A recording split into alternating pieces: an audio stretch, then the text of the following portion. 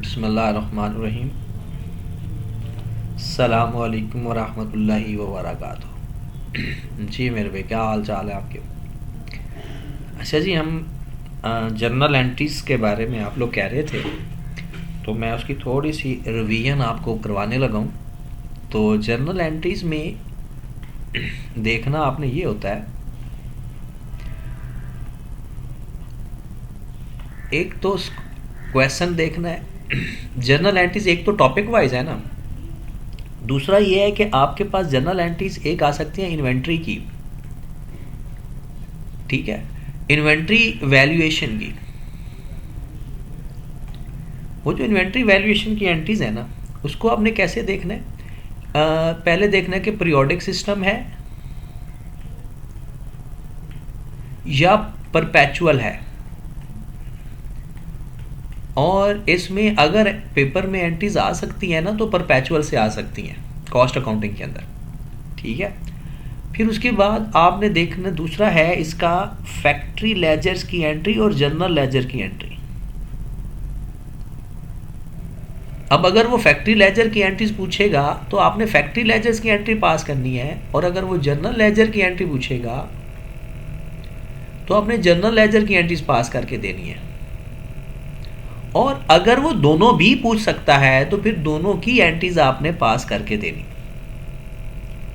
फिर वो आपसे पूछ सकता है जॉब ऑर्डर कॉस्टिंग की एंट्रीज। एक तो है ना वो अपनी प्रोसेस अकाउंट की अपनी कुछ एंट्रीज हैं, उसके बाद ओवरहेड्स की अपनी एंट्रीज हैं, वो भी बड़ी इंपॉर्टेंट है, लेकिन वो इतने ज़्यादा मार्क्स की पेपर में नहीं आएंगी। लेकिन अगर यहाँ से पेपर में एंट्रीज आती हैं ना तो 10 से 15 नंबर की एंट्रीज आ जाती हैं। तो जॉब ऑर्डर की कॉस्टिंग की एंट्री मेरे भाई बिल्कुल ऐसे ही है जैसे कि फैक्ट्री लेजर की एंट्रीज है। तो फिलहाल मैं आपको एक क्वेश्चन करवाता हूँ, बल्कि 2-3 क्वेश्चन करवाता हूँ one by one, job order costing के सवाल। फिर मैं आपको एक अच्छा सवाल करवाता हूँ जर्नल लेजर और फैक्ट्री लेजर का कंबाइन, और फिर मैं आपको करवाता हूँ इन्वेंट्री वैल्यूएशन, ठीक है। तो ये वन बाय वन मैं आपको हल करवा देता हूँ। तो पहले मैं जॉब ऑर्डर कॉस्टिंग और फैक्ट्री लेजर की जो कंबाइन एंट्रीज है ना, इसके बारे में डिस्कशन थोड़ी सी करूँगा कि भाई मेरे, कि अगर आपने ना मटेरियल ख़रीदना है जब भी, तो अगर सवाल के अंदर मटेरियल ख़रीदने का जिक्र है तो मटेरियल ख़रीदने की जो एंट्री होती है ना, वो होती है material, raw material debit, cash या अकाउंट पेएबल क्रेडिट। और मोस्टली ये जॉब ऑर्डर कॉस्ट के अंदर ये एंट्री पास नहीं की जाती। जॉब ऑर्डर कॉस्टिंग के अंदर डायरेक्ट एंट्री पास की जाती है कि जब material issued for production, issued for production, जब प्रोडक्शन के लिए आप मटेरियल इशू करते हो उसकी एंट्री पास की जाती है। अगर सवाल के अंदर डायरेक्ट बताया है कि मटेरियल इशू फॉर प्रोडक्शन इतना है, तो आपने एंट्री पास कर देनी है work in process debit that specific job to raw material credit. अगर उसने डायरेक्ट नहीं बताया रॉ मटेरियल इशू, तो फाइंड कर लें ओपनिंग रॉ मटेरियल प्लस जितना मटेरियल खरीदा है, और प्लस अगर उसके ऊपर कोई ट्रांसपोर्टेशन के चार्जेस आए हैं, माइनस क्लोजिंग स्टॉक या कैरी डाउन, तो आपके पास रॉ मटेरियल यूज्ड आ जाएगा। अगर उसने डायरेक्ट बताया तो बहुत अच्छी बात है, और अगर डायरेक्ट नहीं बताया तो आप फाइंड कर लोगे। फिर उसके बाद है लेबर की एंट्री। अगर हम लेबर की बात करें तो एक तो एंट्री पास करते हैं ना कि जब वो इनकर्ड होती है पे रोल डेबिट या वेजेस डेबिट और पे रोल पेएबल क्रेडिट, पे रोल पेएबल क्रेडिट। और अगर इसके अंदर कोई डिडक्शंस भी सवाल के अंदर बताई हैं टैक्स से रिलेटेड या किसी फंड से रिलेटेड, तो वो भी क्रेडिट कर देंगे।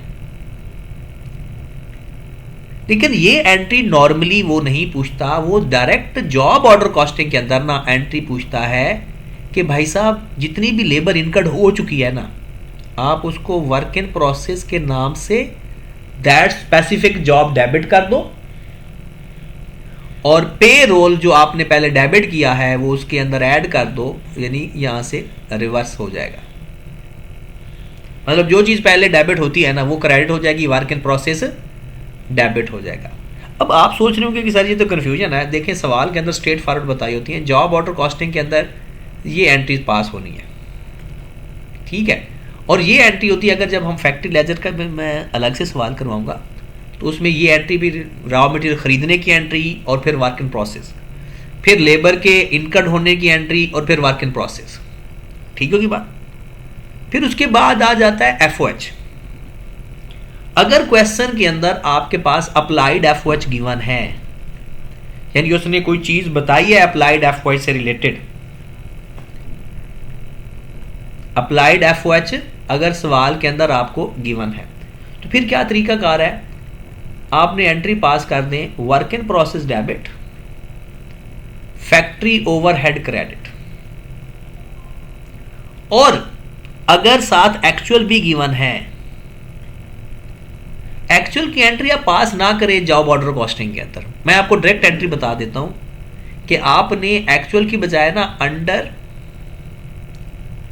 या ओवर अब्जॉर्प्शन की एंट्री पास कर दिया करें। अंडर या ओवर अप्लाइड, वो एंट्री क्या पास करेंगे, जो आपने अप्लाइड एफओएच क्रेडिट किए हैं वो डेबिट कर दें, और एक्चुअल एफओएच क्रेडिट कर दें, एक्चुअल एफओएच क्रेडिट कर दें वो एफओएच कंट्रोल अकाउंट के नाम से या एक्चुअल एफओएच के नाम से। और जो इसका डिफरेंस है वो ये देखना है कि अगर आई कैप ने कहा है कि एसपीएल को चार्ज करना है तो एसपीएल को चार्ज कर दें, अगर आई कैप ने कहा है कॉस्ट ऑफ सेल को चार्ज करना है तो कॉस्ट ऑफ सेल का नाम लिख दें। ये डिफरेंस डेबिट साइड पर भी आ सकता है, ये डिफरेंस क्रेडिट साइड पर भी आ सकता है, अंडर या ओवर अब्जॉर्प्शन। हाँ, बाकी जो आपको अंडर ओवर अब्जॉर्प्शन का फर्ज जो आता है ना, जनरल एंट्रीज के एक्चुअल की भी एंट्री पास करें, अप्लाइड की भी एंट्री पास करें, और उसके बाद फिर अंडर या ओवर अब्जॉर्प्शन की एंट्री पास करें, ऐसा भी कर सकते हो। लेकिन इससे यह क्या होगा कि आपकी एक एंट्री बच जाएगी। ये तीनों हमारी एंट्रीज पास होगी। हाँ, इसके बाद कोई मटेरियल ज़ाया होता है, कोई जो लेबर आइडल है, या कोई एफओएच में मसला आता है, वो अकॉर्डिंग टू क्वेश्चन देखकर ही एंट्री बनाएंगे, ठीक है। उसके बाद हमारी तीन एंट्रीज होगी। हाँ, इसके बाद एक और एंट्री हम बनाते हैं कि जनाब जब ये चीज़ तैयार हो जाएगी तो फिर जब फिनिश्ड गुड्स बनेगी तो वर्क इन प्रोसेस डेबिट किससे डेबिट करेंगे, सॉरी फिनिश्ड गुड्स डेबिट, और फिनिश्ड गुड्स डेबिट किससे करेंगे, याद रखें अगर कोई ओपनिंग वर्क इन प्रोसेस पड़ा हुआ है, opening stock of work in process plus material labour FOH, ये ऊपर जो एंट्रीज पास की है ना जिसको वर्क इन प्रोसेस में ट्रांसफर किया है, और माइनस क्रेडिट कर देंगे। कभी कभी ऐसा होता है कि आपका जो वर्क इन प्रोसेस है वो एक जॉब से ट्रांसफर होके दूसरी जॉब में चला जाता है। मतलब क्या कि एक वर्क इन प्रोसेस वो इनपुट होता है किसी और वर्क इन प्रोसेस, किसी और जॉब का, तो फिर उसकी एंट्री क्या पास करेंगे, सिंपल कि जिस वर्क इन प्रोसेस में वो जा रहा है उस जॉब को डेबिट कर देंगे और अपने को क्रेडिट कर देंगे। ये तो होगी चीज आपकी तैयार हो गई। इसके बाद चीज को आपने बेचना है। बेचने की आपको याद है कि दो एंट्रीज पास करते होते हैं, एक तो अकाउंट रिसीवेबल टू सेल्स या कैश भी लिख सकते हो, और एक cost of sale debit, finished goods credit.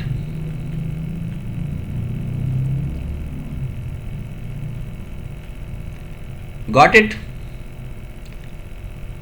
Normal हालात में यही एंट्रीज पास होती हैं, अब हम इसका एक सवाल करते हैं, एक नहीं दो चार सवाल, बल्कि जितने भी आपके 2009 से लेकर 2023 तक जॉब ऑर्डर के क्वेश्चन आए हुए हैं, पहले मैं वो आपको हल करके बताता हूँ।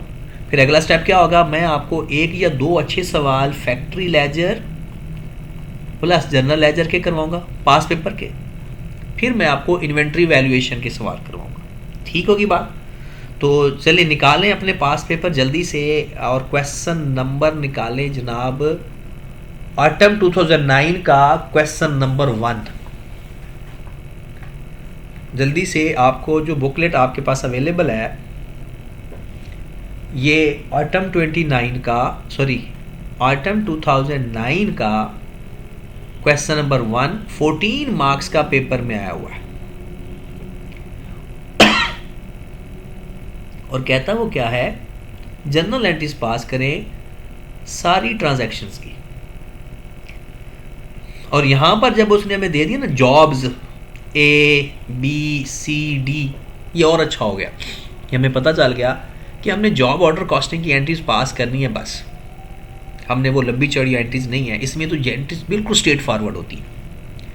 देखिए लेकिन वो कहता है hammer and company is engaged in production of engineering parts, it receive bulk order from bicycle manufacturers and follows job order costing. On 1st July 2008, 2 jobs were in progress, where 2 jobs are opened during the year. कहता है 2 तो पहले से चल रही थी और 2 आपने इस साल शुरू की। तो सबसे पहले पुराना तरीका आपका हैमर एंड कंपनी लिखेंगे हेडिंग में, और फिर उसके बाद अगर हम बात करें इसकी हेडिंग की, तो वो फाइनेंशियल अकाउंटिंग वाला काम करना है आपने। हैमर एंड कंपनी,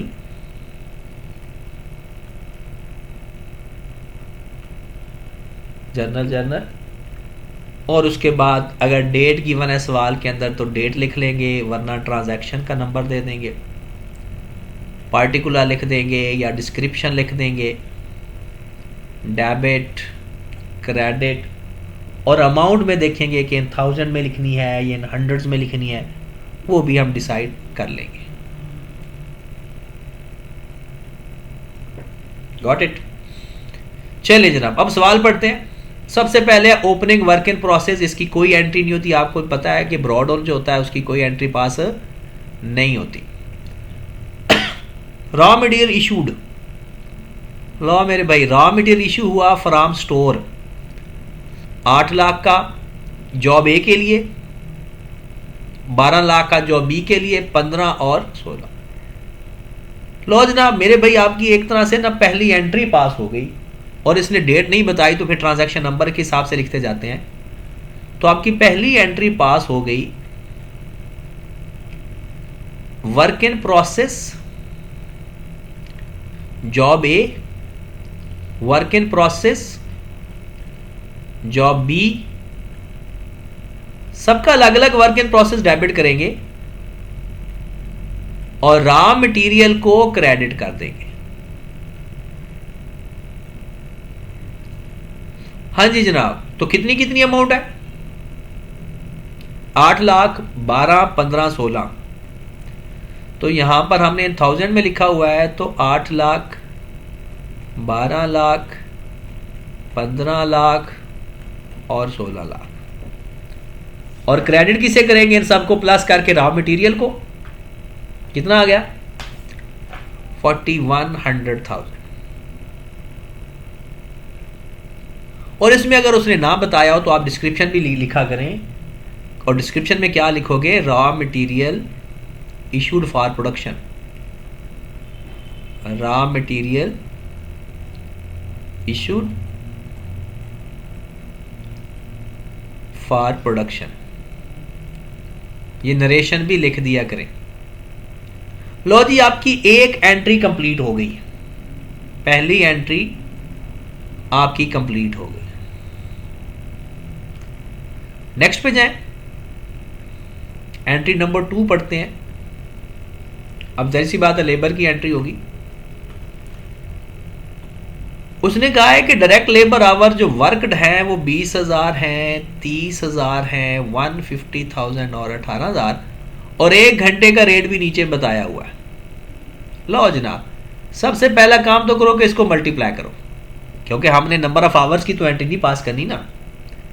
20,000 को 20 से मल्टीप्लाई किया 400,000, 18 को मल्टीप्लाई किया 3 से तो 540,000, 16 को 15 से मल्टीप्लाई किया 240,000, और 15 को 18 से मल्टीप्लाई किया तो 270,000। ये हमारे पास आ गई लेबर। तो लाया जनाब, कर लो।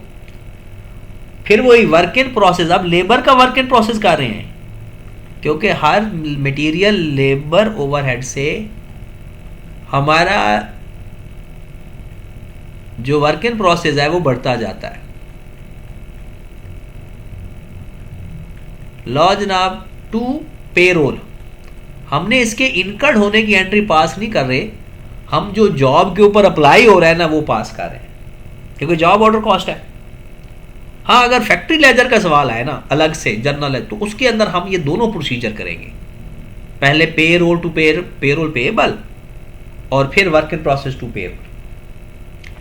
जी मेरे भाई, ए की क्या है बताएं जरा, कितना फाइंड किया था? 400,000, तो 400 लिख देते हैं, 540 लिख देते हैं, 240 और 270। क्रेडिट कितने से हो जाएगा? 1450। और इसकी नरेशन में क्या लिखेंगे? Direct labour allocated to work in process, या direct labour allocated to job, allocated to jobs. Clear होगी बात? ट्रांजैक्शन नंबर 3 कहते हैं अप्लाइड, यहां पर लिखता है factory overheads applied to the job 10 पर लेबर आवर। लो जनाब, लेबर आवर बता दिए, सबको 10 से मल्टीप्लाई कर दें, मतलब 1 0 सबकी बढ़ा दें, 10 से मल्टीप्लाई कर दें तो आपके पास अप्लाइड एफओएच आ जाएंगे। देखा क्या लिख रहा है? Applied FOH. तो अप्लाइड एफओएच की एंट्री अगर अप्लाइड ना गिवन हो ना, तो एक्चुअल की भी यही एंट्री पास करके भाग जाया करो। वर्क इन प्रोसेस ए 20,000 घंटे थे, 10 से मल्टीप्लाई किया तो 200। वर्क इन प्रोसेस बी, उसके नंबर ऑफ आवर्स को 10 से मल्टीप्लाई करें। Work in process C, multiply करें जरा 15 को 10 से, और वर्क इन प्रोसेस डी कितना? 180।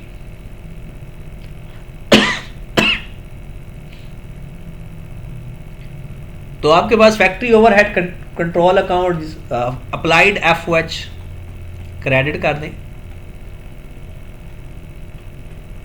इन सबको प्लस कर दें तो कितना आ रहा है? क्लियर होगी बात? और साथ नरेशन भी लिख दें। नरेशन में क्या लिखोगे? FOH factory overhead applied to jobs या work in process at the rate of ₹10 direct labour hour. ठीक होगी बात? नरेशन में वही लिखना होता है जो आपने एंट्री में किया होता है। अगर आपको सवाल के अंदर एक्चुअल एफओएच गिवन हो तो फौरन से पहले अंडर या ओवर अब्जॉर्प्शन की एंट्री पास किया करें, फौरन से पहले। वो कहता है जनाब एक्चुअल फैक्ट्री ओवरहेड आपके पास 9 लाख है, तो मेरे भाई सिंपल सी बात है, आप जो अप्लाइड एफओएच आपने क्रेडिट किए हैं ना, पहले तो उसको डेबिट कर दे, और जो आपके एक्चुअल एफओएच आए हैं उनको क्रेडिट कर दे। एक एंट्री हमने बायपास की है, तो ये एंट्री काबिल कबूल है। जो डिफरेंस आएगा, अगर क्वेश्चन के अंदर लिखा हुआ है कि तीसरे कि under over absorption charge to profit and loss account, तो जो लिखा हुआ है वो फॉलो करो। नहीं लिखा हुआ तो या तो कॉस्ट ऑफ सेल लिख दो या स्टेटमेंट ऑफ प्रॉफिट और लॉस। तो इसका जो डिफरेंस है जनाब, स्टेटमेंट ऑफ प्रॉफिट और लॉस को चार्ज हो जाएगा, ये शॉर्ट साइड होगी, जो डिफरेंट कम छोटी साइड होगी। क्लियर होगी बात? और लिखेंगे क्या कि अंडर या ओवर अब्जॉर्प्शन जो भी आई है वो हमने ट्रांसफर कर दिया है। ये अंडर अब्जॉर्प्शन है या ओवर अब्जॉर्प्शन है? ये अंडर अब्जॉर्प्शन है या ओवर अब्जॉर्प्शन है? अंडर अब्जॉर्प्शन, क्योंकि कम अप्लाई किया ना। Under applied FOH charge to SPL, मतलब स्टेटमेंट ऑफ प्रॉफिट और लॉस।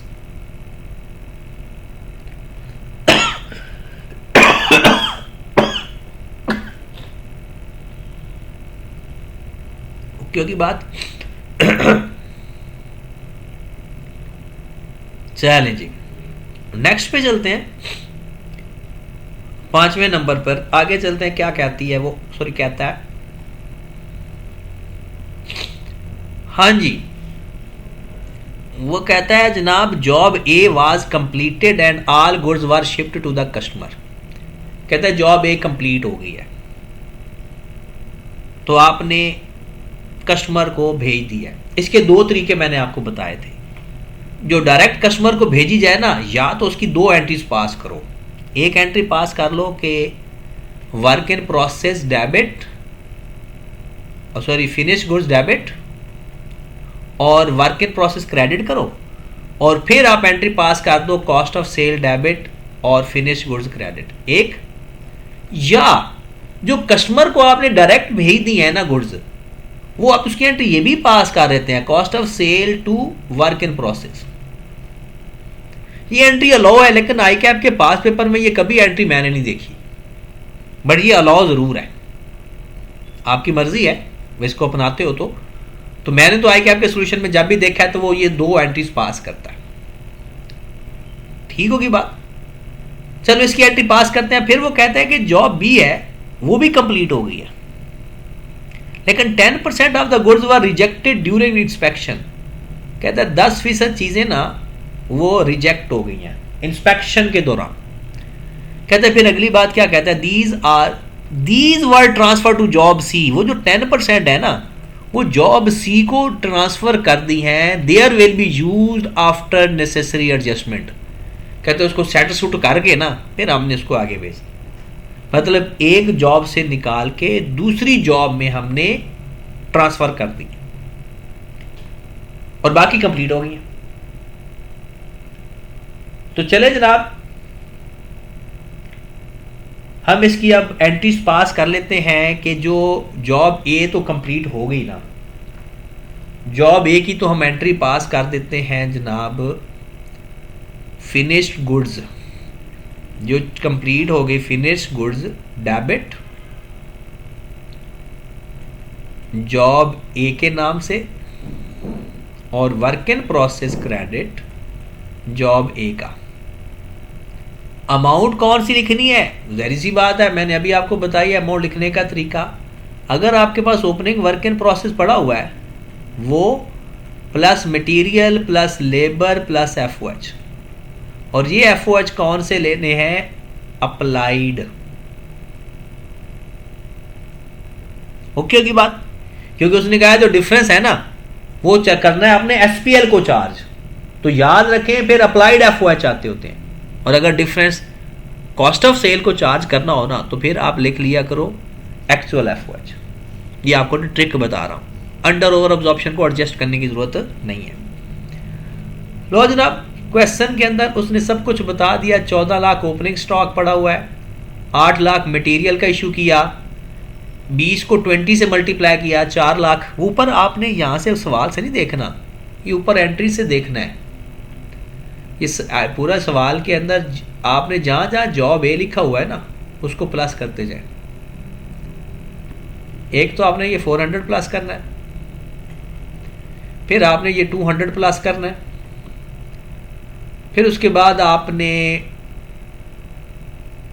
ये अप्लाइड एफर्ट को नहीं छेड़ना, बस इनको सबको प्लस करें। ओपनिंग वर्क इन प्रोसेस कितना है जनाब? 14 लाख प्लस मटेरियल कितना? 800, लेबर कितनी? 400, एफओएच कितने? 200। इन सब को प्लस कर दें तो हमारे पास फिनिश गुड्स डेबिट हो जाएगा और वर्क इन प्रोसेस क्रेडिट हो जाएगा। कितना? 2800।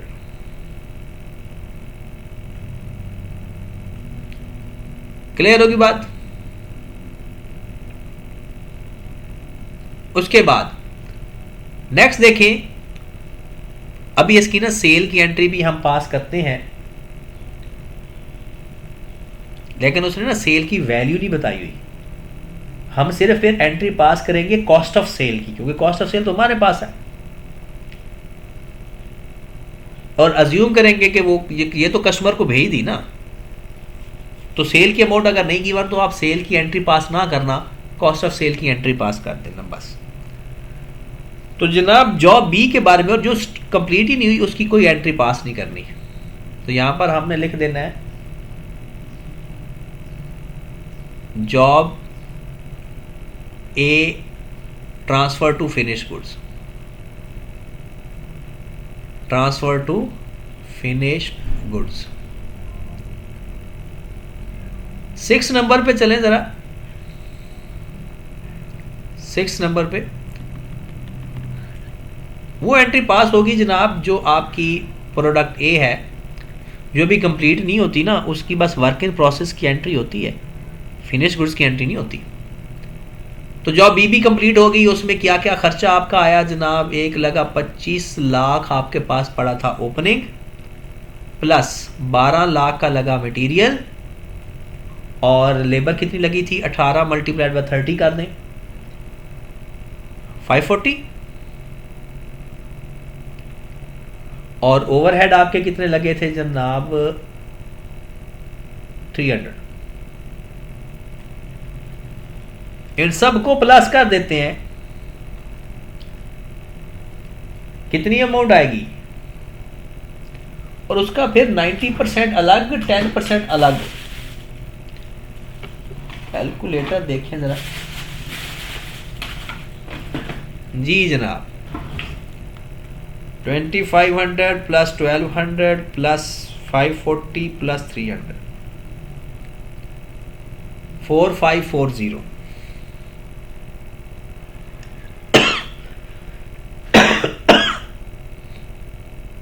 तो क्या एंट्री पास करेंगे? Finish goods debit be to work in process. अच्छा, सारी फिनिश गुड्स नहीं है, सारी हमने डिपार्टमेंट यानी वो स्टोर को ट्रांसफर नहीं की, कुछ work in process job C को भी तो ट्रांसफर की है। हाँ, वर्क इन प्रोसेस में कितना आंसर आ जाएगा? 4540। इसका जो 10% है वो तो चला गया जॉब सी के अंदर फर्दर मॉडिफिकेशन के लिए, और जो बाकी अमाउंट बच जाएगी 4086 ये चला जाएगा फिनिश गुड्स के अंदर। तो जॉब बी जो है वो आपने ट्रांसफर की है to finish goods and work in process C. Clear होगी बात? और अगर आप ये अज्यूम कर लो, क्योंकि एक को तो हमने कस्टमर को भेजा ही भेजा है, और ये अज्यूम कर ले जैसे आई कैप ने भी अज्यूम किया कि जो बाकी का है फिनिश गुड्स वो अगर ट्रांसफर होती है कस्टमर को, तो फिर उसकी एंट्री पास कर देंगे कॉस्ट ऑफ सेल डेबिट, और ये अज्यूम करते हैं कि सारा ही बिक गया स्टॉक। 2800 का वो तैयार हुआ था प्लस 4086 का ये है, और अगर सारा ही बिक जाता है तो कॉस्ट ऑफ सेल डेबिट 6886 से, और फिनिश गुड्स क्रेडिट ए की अलग लिखनी है और फिनिश गुड्स बी की अलग। ए 2800 से कंप्लीट होके कस्टमर को गया और 40 लाओ मेरे भाई, आपकी ये एंट्रीज तमाम हुई। अब अगले सवाल पे चलते हैं। अगला भी एक नेक्स्ट क्वेश्चन मैं आपको जॉब ऑर्डर कॉस्टिंग का शेयर करता हूँ। ओके जी, अल्लाह हाफिज़।